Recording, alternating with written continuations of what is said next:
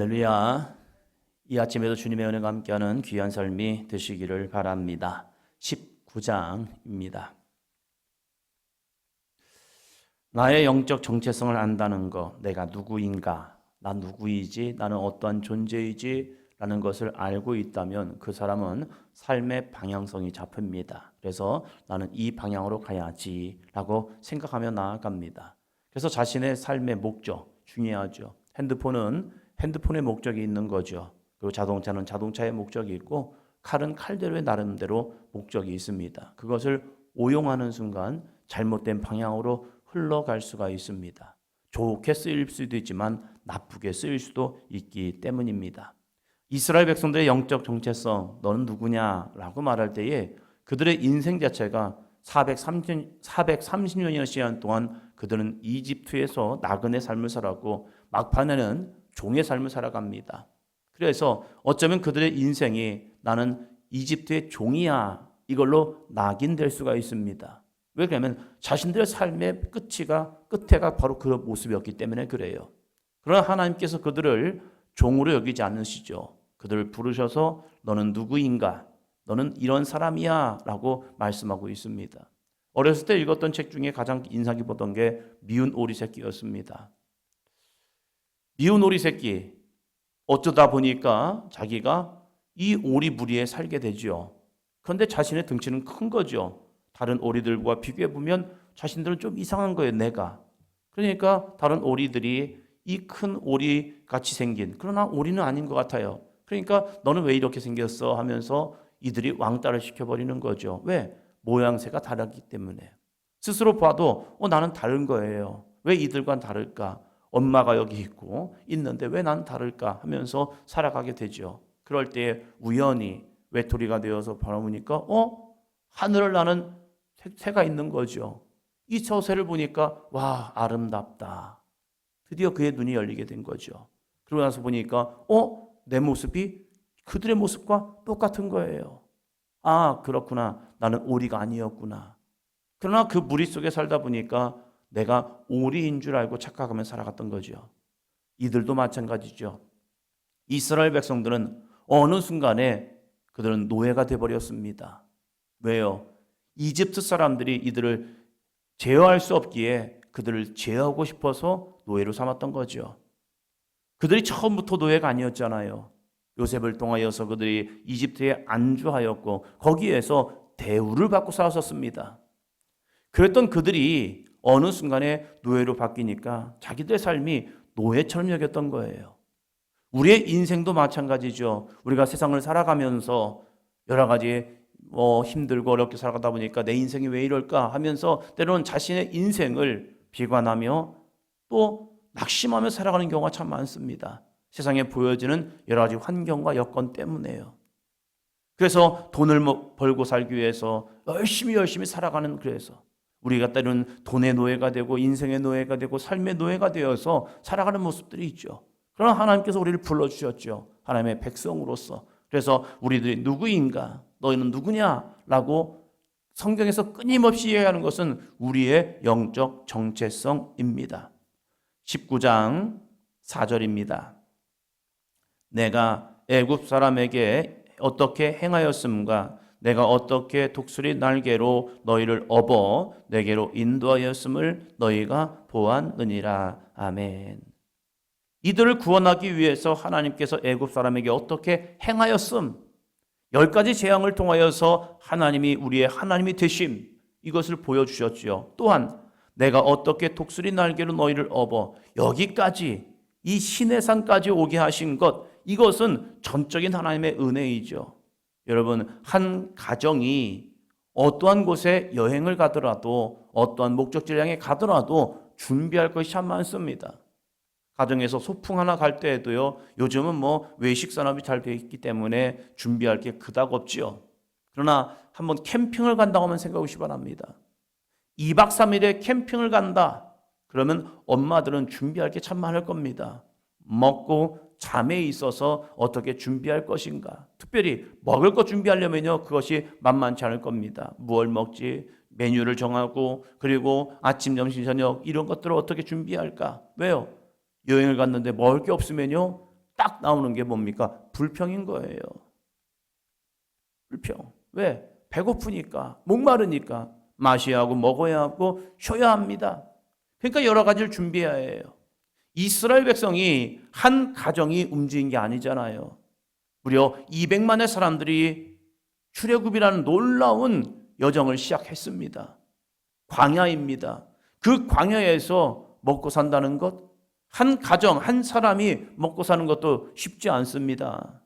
우물을 차지하고 먹을 걸 준비해야 합니다. 그러면 광야로 잘못 들어가면 죽음입니다. 그러나 하나님께서 이들을 인도하시니까 만나와 메추라기를 통해서 여러 가지 물이 나오는 사건들을 통해서 그들을 먹이신 거예요. 그것을 하나님이 이렇게 표현합니다. 내가 어떻게 독수리 날개로 너희를 업어. 하나님이 친히 그들을 업어서 그들 여기까지 오게 하셨다는 거예요. 이것을 우리는 하나님의 은혜라고 말합니다. 그럼 왜 우리를 이렇게 부르셨습니까? 5절, 6절입니다.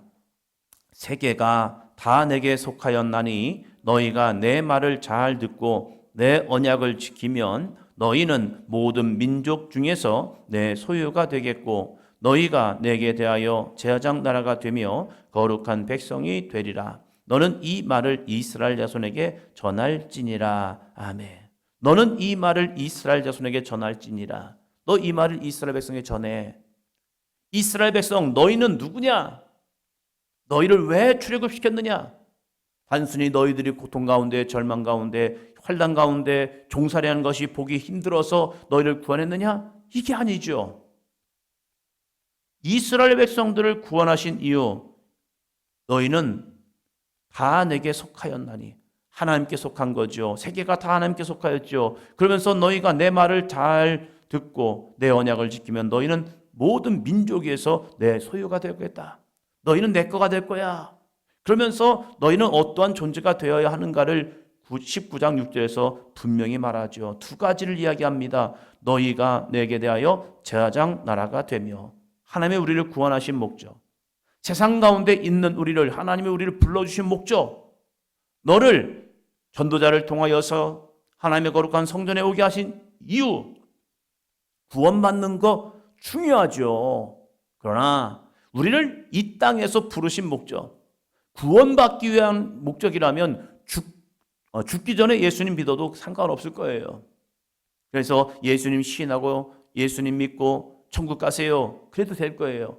그럼에도 불구하고 하나님이 우리를 이렇게 건강한 시간 속에서 우리를 먼저 부르신 목적, 이것은 제사장 나라가 되기 위해서란 거죠. 제사장 나라가 무엇입니까? 하나님을 예배하는 백성이 되라는 거죠. 은혜 받는 게 아니에요. 신앙생활 좀 하다 보면 착각하는 게 그거예요. 나는 교회를 옵니다. 왜 오십니까? 은혜 받기 위해서요. 그게 아니에요. 우리는 하나님께 나의 삶을 드리고 나의 믿음을 드리고 나의 헌신을 드리고 내가 하나님의 예배자가 되는 거예요. 예배는요, 경배와 주님 앞에 찬송과 영광인 거예요. 제가 대학원을 다니면서 지금 하고 있는 게 예배학입니다. 예배가 무엇일까? 예배에 대해서 쭉 이제 6학기째 쭉 배우면서 예배가 무엇일까? 우리는 예배를 오면 오늘 어떠한 은혜가 나에게 주어질까? 은혜는 벌써 주어졌지요. 우리가 하나님의 자녀가 된 것, 죄인은 우리를 구원하셔서 십자가의 공로로 우리를 하나님의 자녀 삼으신 것, 그것이 가장 큰 은혜예요. 그 은혜로 족한 거예요. 뭐 설교 말씀을 통해 은혜 받는다? 아니, 예배는 설교 말씀을 통해 은혜 받는 게 아니라는 거예요. 예배는 무엇이냐? 하나님 앞에 우리의 삶을 드리는 거예요. 그래서 구약의 제사를 보면요, 그 제사를 또 예배라는 표현을 쓰는데, 구약의 제사는 하나님의 어떠한 말씀의 임재 그거 없어도 돼요. 그냥 하나님 앞에 나의 양을 드리고 나의 염소를 드리고 나의 송아지를 드리고 나의 비둘기를 드리면서, 하나님, 내가 하나님의 거룩한 구원의 자녀가 되었어요. 내가 하나님이 이렇게 높이는, 하나님이 인정하는, 하나님께 나아가는 백성이 된 거예요. 하나님 감사합니다. 감사합니다. 그게 예배의 전체의 모습이 되어야 하는 거예요. 그런데 어느 순간부터 예배는 사라지고 또 다른 무언가를 더 받고 말씀을 통해서 내가 은혜를 받아야 합니다. 은혜를 받아야 합니다. 오늘 내가 감동이 없으면 나 은혜 못 받았어요. 아니 그게 무슨 예배자예요. 예배자는요, 로마서에서 이야기한 것처럼 우리의 몸을 하나님이 기뻐하시는 거룩한 산제물로 드려지는 것, 이것이 진정한 예배자인 거예요. 우리가 예배를 오해하고 있는 거예요. 오해. 예배는 하나님 앞에 온전히 나의 삶을 시간을 드리고 헌신을 드리고 물질을 드리고 믿음을 드리고 정성을 드리는, 그래서 열정적으로 찬양하고 주님을 경배하고 주님 이곳에 계시네요. 특별히 이사야서를 보니까 하나님의 영광의 예배가 나오더라고요. 그 예배를 보니까요, 스랍들이 하나님의 임재 앞에서 여호와를 찬양합니다. 거룩하다, 거룩하다, 거룩하다. 이 거룩한 하나님을 그냥 찬양하는 것 자체가 예배인 거예요. 그렇다면 우리들의 예배를 보면요, 예배가 무엇이냐? 열심히 찬양과 경배, 하나님을 높이면 그냥 끝. 그도 예배인 거예요. 그런데 현대적 예배에서는요, 그렇게 예배 드리면요, 뭔가 빠졌는데? 뭐가 빠졌어요? 설교가 빠졌기 때문에 예배가 아니라고 생각하는 거예요. 아니에요. 우리가 성탄절날 우리가 교회가 예배를 드리죠. 어린아이부터 어른까지 함께 이 땅에 오신 주님을 찬양하며 영광 돌리는 예배. 그리고 나서 끝나도 그것은 하나님이 기뻐하신 예배인 거예요. 제사장 나라가 된다는 것은 하나님을 예배하는 겁니다. 두 번째 뭡니까? 거룩한 백성이 되리라. 거룩한 백성이 무엇입니까? 거룩하다는 것은요, 구별되었다는 거예요. 세상에서 우리가 어떻게 구별된 삶을 살아갑니까? 그것은요, 말씀이 기준이 되는 거예요. 주일날 왜 교회를 가야 합니까? 거룩하기 위해서 가는 거예요. 거룩하다는 것은 구별된 거예요. 세상 사람들은 주일날 쉬어요. 왜? 이날은 휴일이니까요. 휴일이니까 쉬는 거야 라고 이야기합니다. 그래서 일주일 동안 피곤했던 삶을 그냥 쉬어요. 그건 그냥 휴일이죠. 그러나 우리에게 있어서 안식일은요, 하나님 앞에 나와 예배하고 찬송하며 영광 돌리고 하나님의 말씀을 배우고 그리고 하나님 앞에 헌신된 믿음의 삶을 살아가는 것. 그래서 때로는 힘들기도 하지요. 때로는 피곤도 하지요.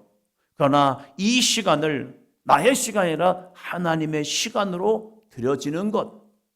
그래서 하나님이 기뻐하시는 믿음의 삶을 살아가기 위해서 공동체 안에서 수고하고 애쓰고 함께 믿음의 삶을 나누고 교제하며 하나님의 거룩한 천국잔치를 맛보는 삶, 이것을 구별된 삶, 거룩한 백성이라고 말하고 있습니다. 이것 때문에 하나님께서 이스라엘 백성들을 이집트에서 이스라엘 백성들을 구원해내셔서 하나님의 언약의 백성으로 삼으셨고 가나안 땅에 들어가서 이러한 삶을 살아보자 해서 출애굽을 시켰다는 거죠. 오늘 우리 사도행전 교회가 이러한 공동체가 되기를 소망합니다. 우리가 제사장 나라가 되는 거예요. 그래서 하나님을 열심히 예배하고 찬송과 영광 돌리는 것, 또한 하나님의 말씀을 통하여 거룩한 백성이 되는 거죠. 내 생각과 기준이 나의 삶을 인도하는 것이 아니라 하나님의 말씀이 나를 인도함을 통하여서 세상 사람들과는 좀 다른 삶, 세상 사람들과는 구별된 삶, 세상 사람들은 이러한 목적을 향해 살아간다면 우리는 이러한 목적, 단순히 자기의 부귀와 영광과 출세와 내 이름을 높이기 위해서 살아간다면 우리는 하나님의 영광을 위해서, 하나님의 기뻐하시는 믿음의 삶을 위해서 때로는 거룩한 포기라는 것을 하면서 하나님이 기뻐하신다면 주님, 이거 괜찮아요. 이거 없어도 괜찮아요.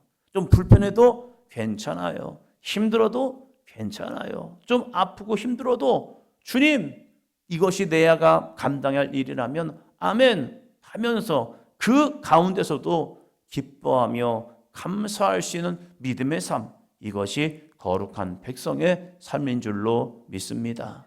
오늘 나는 어떠한 믿음의 삶을 살아가고 있는가? 제사장 나라가 되어서 하나님을 열심히 예배하고 있는가? 또한 거룩한 백성으로서 하나님의 말씀에 순종하고 있는가? 이 귀한 믿음의 삶을 통해서 하나님의 영광 나타나는 거룩하고 복된 삶이 되기를 축원합니다.